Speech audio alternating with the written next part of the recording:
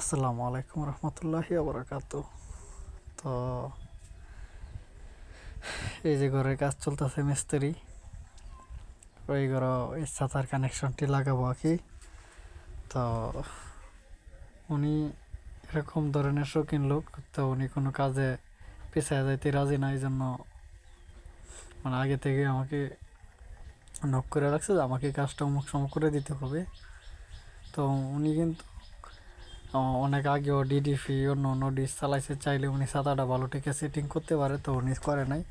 উনি বলে যে আপনাদের মিটার দিয়ে সেটিং করলে অনেকটা ভালো হয়, তো এই জন্য আমি টাকা গেলেও মিটার দিয়ে ভালোভাবে সম্পূর্ণ সেটিং করে দিবেন। এবং দেখতে পাচ্ছেন যে এলএনবিটা ভাঙ্গা, তো উনি বললো যে আপনি একটি নতুন এলএনবি নিয়ে আসবেন, এসে আমার কাজটি করে দিবেন। তো ছাতাটা উনি খুইলে আসছে, আমি দেখেন যে এই মধ্যে নাটগুলা খুইলা, প্রথমে তো অনেক ভিডিওতে দেখাইছি যে এখান থেকে আলাদা করতে হয়।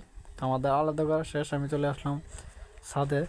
হঠাৎ ছাদে না, এটা একটা কানিস, মানে উপরে টিন, এটা একটা বাজার। তো এই বাজারের সাইডে ওই যে দেখবেন যে শাটারের উপর দিয়ে কতটুকু সানচিলের মতো, যেটা আমাদের বাড়ির রুমের ভিতরে থাকে, আর এটা কিন্তু বাজারে এটা থাকে বাহিরে, কারণ তাতে শাটারের ভিতরে পানি না ঢোকে। তো দেখেন ওই যে সামনের দোকান, এই সাইড দিয়ে কাজটা করতে হইব। আর করার জন্য, কারণ ক্যামেরাটা বন্ধ করে এই যে কেবল ক্লিপ আছে, এটা বলে কেবল ক্লিপ, এই কেবল ক্লিপ দিয়ে চার জায়গায়, এই যে চার জায়গায় চারটা দিয়ে অনেক মজমত করে এটা প্রথমত আটকায় নিলাম। আটকায় নেওয়ার পর প্রথমত এই যে ছাতাটা আছে, ছাতাটা এখন আমি ওনাকে বলতেছি ছাতাটা দেওয়ার জন্য। তো উনি যেহেতু ছাতাটা দিবে, দেওয়ার পর ইনশাল্লাহ আমি আপনাদের মাঝে কাজ করে সুন্দর থেকে ভালোভাবে বোঝানোর চেষ্টা করব। জাস্ট শুধু খালি এই যে আগে লেগটা সুন্দরভাবে লাগিয়ে নেবেন এরকম, তারপর খালি এই যে এইভাবে সুন্দর করে বসায় দিবেন। বসানোর পর যে কাজটা করতে হবে, প্রথমত আপনার কেবলটা সুন্দর করে বাজে করে আপনার আয়ত্তে নিয়ে আসতে হইব। তারপর একটা 10 নম্বর ডালি নেবেন, ডালি নিয়ে এই যে এই নাটটা আমি যেটা আঙ্গুলের লুজ করলাম, প্রথমত এটা হালকা একটু লুজ করবেন, হালকা 1 পেস কিংবা 1.5 পেস, আর দরকার নাই। এলা ছাতাটা ঘুরাই আবার শুধু ওইটা লুজ করবেন। আমার শুধু কাজটুকু দেখবেন যে এই যে যতটুকু দিছি অতটুকুই বাস। তারপর মানে ছাতাটা দেখবেন যে উপর নিচ করে, মানে যেই জায়গায় ধাক্কা দেওয়া যেই জায়গায় রাখেন এই জায়গায় থাকে কিনা। তারপর একটু নাড়াচাড়া দিয়ে দেখলাম যে এই নাটটা একটু বেশি লুজ, তো এই নাটটা এতটুকু পরিমাণ থাকতে হবে যেটা আমি ডাইনে বামে মুভমিং করতে পারি। এতটুকু বেশি, এর বেশি টাইট দিলে কিন্তু ছাতাটা কাজ করে আরাম পাওয়া যাবে না। আর ছাতাটা এরকম পর্যন্ত টাইট দিতে হবে যাতে আমরা নাড়াচাড়া করতে পারি। এই যে দেখেন মোটামুটি একটা এত চলে আসছে। তো এখন আমরা সব কিছু, যেহেতু আমার মিটারের চার্জ কম, এই জন্য আমি সব কিছু কাজ কইরা নেওয়ার পর তারপর মিটারটা অন করছি। দেখেন যে মিটারে একদম চার্জ নাই। আর এই যে 10,845 বা 30,000। তো এখন এই যে ছাতাটা ঘুরাবো, এই যে নিচ দিয়ে দেখবেন যে সবুজ কালার, এই যে ছাতাটা দেখছেন, ছাতাটা যেই মানে নিচে চাপ দিলাম এরকম।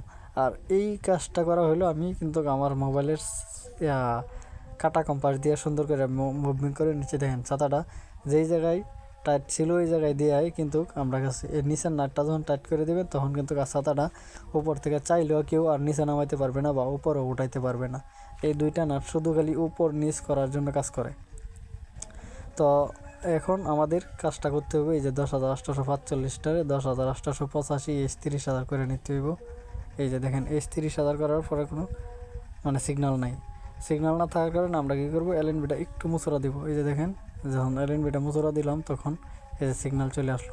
আপনারা যখন টিভি থেকে করবেন তখন 10,845 30,000 সবসময় সেট থাকে, তখন পরবর্তী আপনারা যখন ওকে কোটি ডাইনে বামে চাপ দিতে থাকবেন, চাপবেন, তখন এটা কিন্তু পরিবর্তন হবে। যতক্ষণ পর্যন্ত 10,885 30,000 না আসবে ততক্ষণ পর্যন্ত চাপ দিতে থাকবেন। যখন এই লেখাটা আসবে, আসার পর তখন আপনারা এলএনবি ঘোরান দেবেন, কাজ করব। আর যদি না থাকে কিন্তু সেক্ষেত্রে কোনো সমস্যা নেই, আপনারা 10,845 দিয়ে কাজ করে সম্পন্ন করবেন।